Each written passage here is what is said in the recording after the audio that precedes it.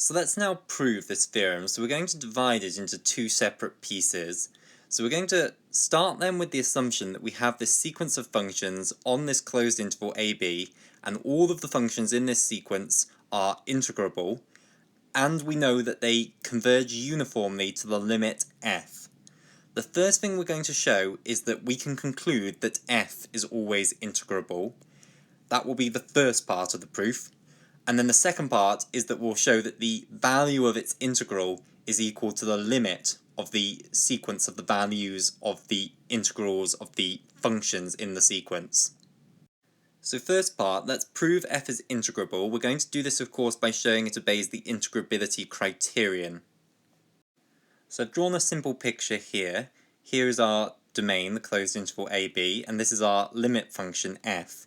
So f obeying the integrability criterion, we need to let epsilon be greater than 0, and we need to show that there exists a partition such that the upper Riemann sum for our limit function over that partition minus the lower Riemann sum for our function over that partition is less than epsilon.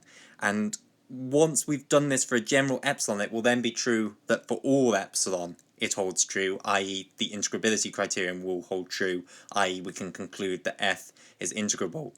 So we need to just take an epsilon, and I need to give you a recipe for finding a partition that I can prove that this is true for. So let's now use uniform convergence. So I know my sequence of functions converges uniformly to the limit in white f.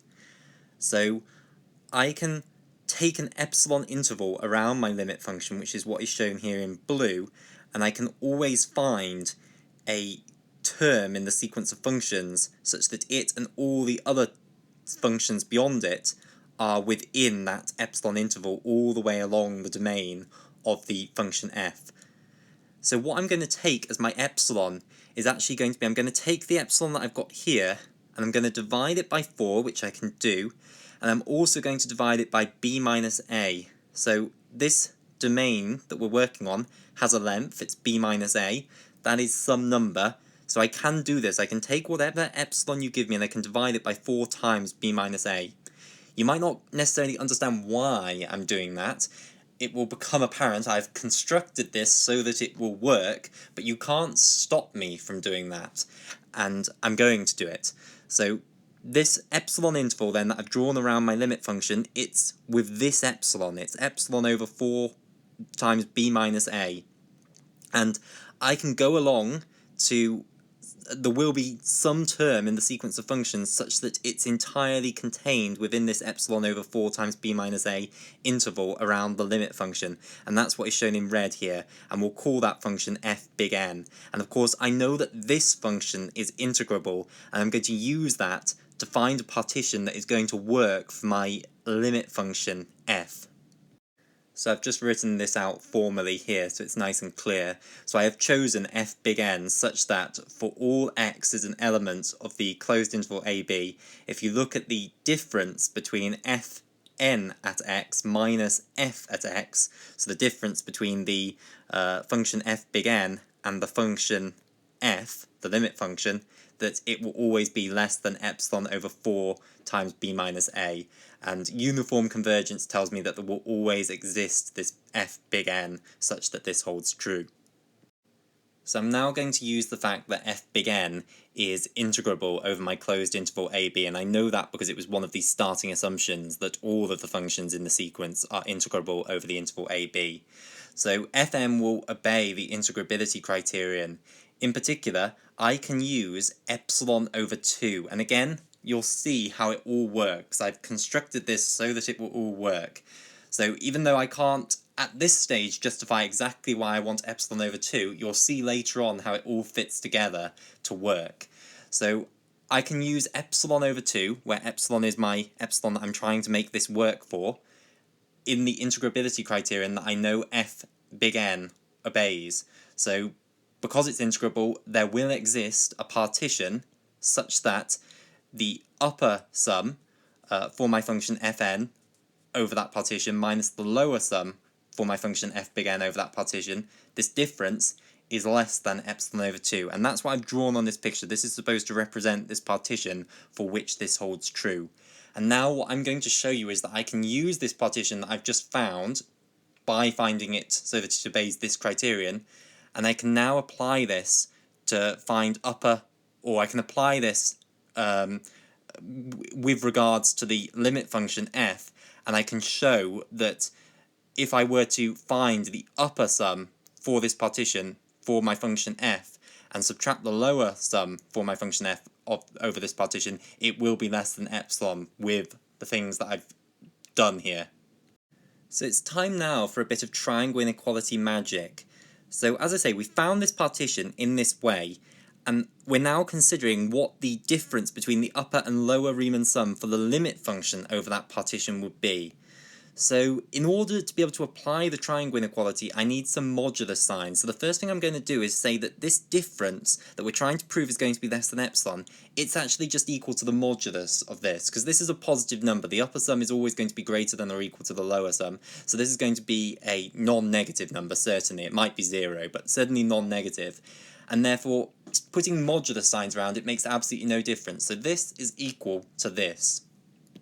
And now it's time for the trick that we use so often. You should get used to this trick because it is so useful.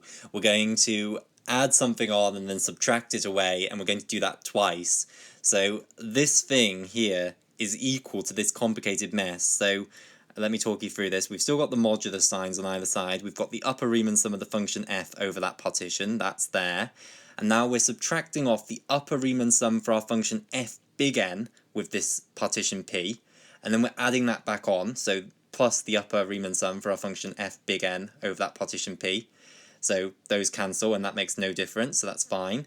And then we've done the same thing here with the lower sum, and I've actually done it the other way around. I've done it the same way around. So subtract off the lower Riemann sum for the function f big N over that partition, and then add it back on, the lower Riemann sum for the function f big N over that partition. So again, that makes no difference, that's gone. And then we've got this bit from here, so minus the lower Riemann sum for our limit function f over that partition. So this is still the same as this, and now of course we're going to apply the triangle inequality to this. So the way then that I'm going to split this up is I'm going to split it up into this bit, and this bit. So I can conclude that this thing is less than or equal to, and what have I got here? The upper Riemann sum of the limit function over the partition minus the upper Riemann sum of the function fn over the partition, so that's that bit there, plus the modulus of the upper Riemann sum of the function fn over the partition minus the lower Riemann sum of the function fn over the partition, modulus of that, so that's that bit and that bit.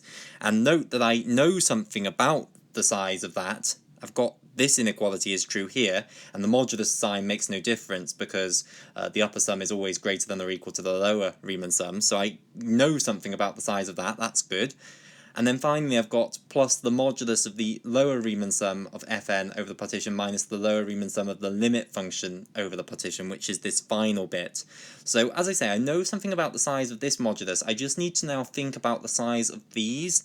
Now, these are comparing the upper sums of the limit function with the function fn and the lower sum of the function fn with the lower sum of the limit function.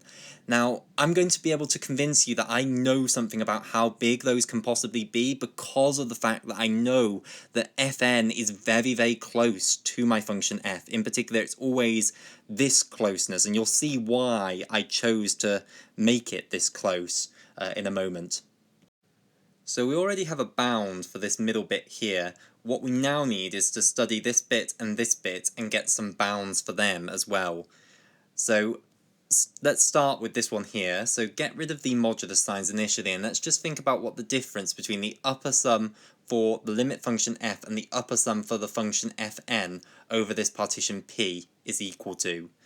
So if you think about what these upper sums are, we've got our partition p, and I've written this out here just to explicitly state the partition. Let's say the partition P subdivides the interval AB into m pieces, and so here is the first subinterval from x0 to x1, and then you'll have x1 to x2 all the way up to xm minus 1 to xm, where x0 is A and xm is B.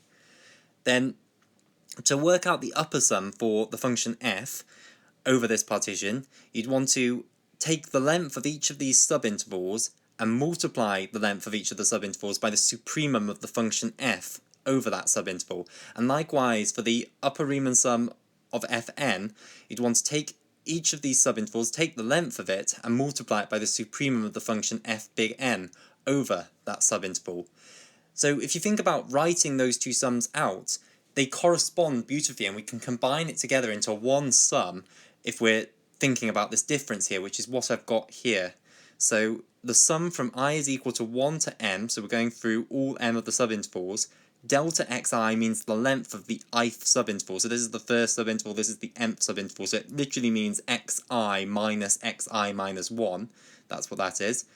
And then we've got times the supremum of the function f over the ith subinterval, so over the interval xi minus 1 to xi, minus the supremum of the function f big N over the ith subinterval, which is xi to xi minus 1. So that sum here, this is the difference between the upper sum of f and the upper sum of fn. So now we're interested in the modulus of this difference, so let's now put modulus signs there. So the modulus of this difference is equal to the modulus of this sum. And now what we're going to do is apply the triangle inequality m times. So remember, this is a finite sum. It might be quite a big finite sum if m is quite big, but it is still a finite sum. So we can apply the triangle inequality to it and conclude that the modulus of this is less than or equal to the sum from I is equal to 1 to m of all the moduluses. Now I'm going to pull the delta xi out because it's always positive, so I can pull it out of the modulus sign without having to change its sign. So I can conclude then that this is less than or equal to the sum from I is equal to 1 to m delta xi and then times the modulus of the supremum of f over the ith subinterval minus the supremum of fn over the ith subinterval. So what this means is go through each of the m subintervals, take the length, and multiply it by the modulus of the difference between the supremum of the function f and the supremum of the function fn over that subinterval. And do that for all m subintervals, add them all together, and I can conclude that this thing that I'm interested in is going to be less than or equal to that. So I'm afraid here comes what I think is actually the most tricky part of the entire video. We're going to look at this thing, the modulus of the supremum of the function f minus the supremum of the function fn over one of these subintervals. And I claim that I can conclude that that is less than or equal to epsilon over 4 times b minus a. Now you'll remember where this epsilon over 4 times b minus a came from. So I picked f big N such that it obeyed the uniform convergence criterion with this epsilon here, i.e. that anywhere on the closed interval AB, if you look at what fn maps that point onto and what the limit function f maps that point onto, the modulus of the difference is less than epsilon over 4 times b minus a. So in particular, if we go back to one of our subintervals, then I know that the modulus of the difference between the limit function and fn anywhere on that subinterval, so you put in any x in one of these subintervals and evaluate these functions here, that will always be less than epsilon over 4 times b minus a. And now I'm using that fact to conclude that the difference between the supremums, the modulus of that difference, must therefore be less than or equal to epsilon over 4 times b minus a. So I've lost the strictly less than. I can't conclude that it is strictly less than that, but I can still conclude that it is less than or equal to that. And I'm going to explain this in a bit more detail because I do think it is the most tricky part. So firstly, I'd like to explain to you why I can't conclude that this is strictly less than this value, why it does need to be the case that we have the potentially equal to bit here. So I'm going to do that by showing you a counterexample where actually this modulus of the difference between the supremums could actually be bang on equal to this. So I've drawn a little picture here to help explain. So I've got my subinterval, xi minus 1 to xi, and we're going to take as our counterexample a really simple limit function where it's just a constant here. So we'll call that constant k. So this is our limit function on this subinterval, and it's just a constant for the entire subinterval. And then I know that my function fn must be within this distance of the limit function at all times. So I've drawn on my epsilon over 4 times b minus a interval around my limit function f here. And now I've drawn on my example fn, so in red here, So it's going up, up, and then as we get towards xi, it's going to get really close and approach being this value on the blue line here. But then as soon as you actually get to xi, it's not equal to that. Instead, I'll send it back down to here. Now, that's a simple type of discontinuity here, and that doesn't stop fn being Riemann integrable, because you might worry that the counterexample that I'm coming up with here isn't actually relevant to what we're doing, because it's not going to obey the initial criteria for these functions that we started our theorem with, in particular that they were all Riemann integrable. But this is just a simple discontinuity, so it doesn't stop it being Riemann integrable. So this example that I've got here is relevant to what we're doing. So if you then think about what the supremum of my function f big N over this subinterval is, it never actually obtains this value k plus epsilon over 4 times b minus a, because it can't. It has to always be within the blue line, but it gets indefinitely close to it and then has this discontinuity where it goes back down to there. But the supremum of the function is still going to be k plus epsilon over 4 times b minus a, because it is getting indefinitely close to that value. So if you're thinking about the supremum of this function fn over this subinterval, it is going to be equal to that value. Meanwhile, the supremum of our simple limit function is just going to be the same constant that it is for the entire subinterval. So then if you think about what the modulus of the difference between these two is, you can see that it's actually going to be equal to epsilon over 4 times b minus a. So here is an example where it is actually equal to that. So we can't conclude that it's strictly less than. What I will now show you is that we can conclude that it's definitely not greater than it, and hence we do know then that it's less than or equal to it. So I want to now prove that for any one of these subintervals, the modulus of this difference is always less than or equal to epsilon over 4 times b minus a.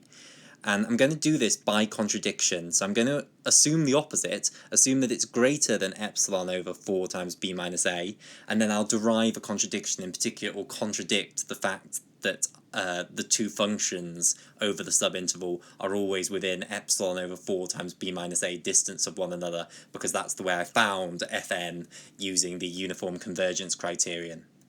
So if the modulus of this difference is greater than this, then one of these two must be greater than the other one.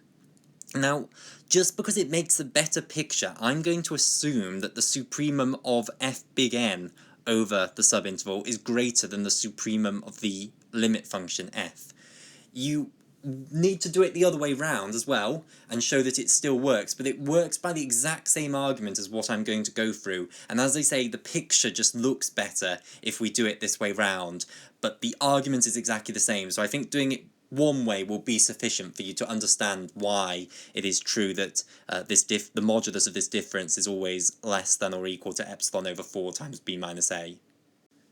So let's call the supremum of my function f over my subinterval, let's call that value s, whatever it is.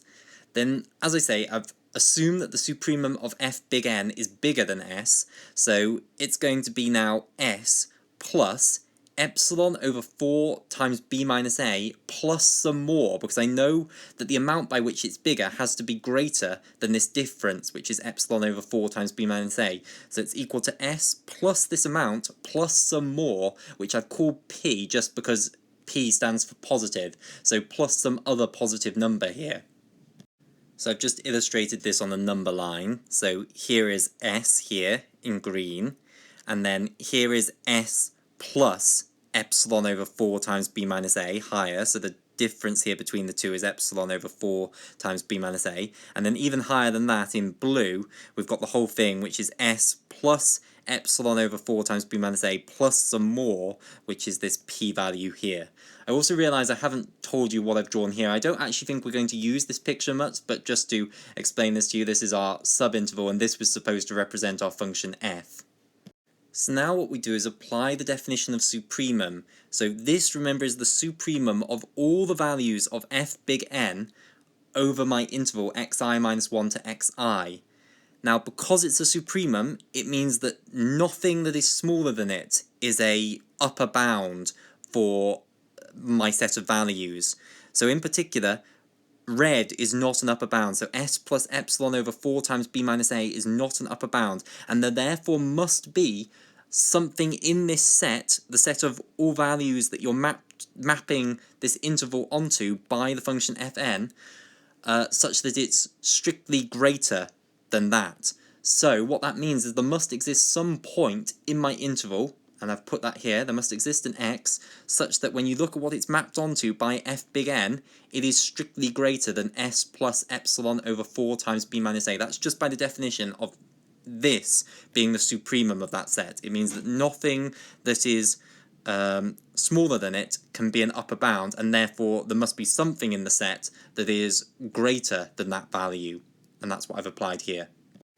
But now let's think about what the limit function f does with this x value. Well, whatever it is mapped onto, it must be less than or equal to the supremum of f over this interval, and the supremum of f over that interval is s, so f of x must be less than or equal to s. But here's the problem now. If we look at the difference between fn of x and f of x, we don't need to even bother with the modulus sign, because we know this one is bigger than this one. This one is greater than s plus epsilon over 4 times b minus a. This one, the maximum value it can take is s. Therefore, if I subtract this one off this one, it's always going to be greater than epsilon over 4 times b minus a, because the maximum this one is s. So the maximum amount we're going to subtract off here is going to be s. If it's less than s, we'll subtract off something even less, so we won't get rid of this completely. But either way, you're always going to end up with something that's greater than epsilon over 4 times b minus a. And that's a contradiction, because I know that this difference should always have modulus less than epsilon over 4 times b minus a. And this argument would work equally well the other way round. So if you assume this time that supremum of f is greater than the supremum of fn, then you just have to switch round everything. This would be now supremum of fn is equal to s, and then supremum of f is equal to s plus epsilon over 4 times b minus a plus another bit. And then you just apply the same argument of this bit, s plus epsilon over 4 times b minus a, cannot be a upper bound, therefore there must be something in the subinterval that's being mapped onto something that is strictly greater than that by the function f now, so get rid of that n. And then you think about what would fn do with this x value, and it would always have to be mapped onto something less than or equal to the supremum of fn, which this time would be s, and then you'd arrive at the same problem, that the difference between the two was strictly greater than epsilon over 4 times b minus a. So I wrote it out for this way round because I thought I actually wanted to draw a picture here with f and then fn also on it, but actually I decided against that as we went through. So actually the argument's equally easy either way round. So overall, what we have shown is that if it were the case that the modulus of the difference between the supremum of the limit function and the supremum of the function fn over any one of these subintervals was greater than epsilon over 4 times b minus a, then that would contradict the two functions always being within epsilon over 4 times b minus a distance of one another, which we got from the uniform convergence criterion. So that cannot be the case, therefore, so you can conclude that this thing is not this, and therefore instead that it is less than or equal to this. And as I discussed already, we can't go stronger than this. We can't conclude that it's strictly less than, but less than or equal to is the right conclusion. So we'll have a break there, and in the next video we will continue on with this proof.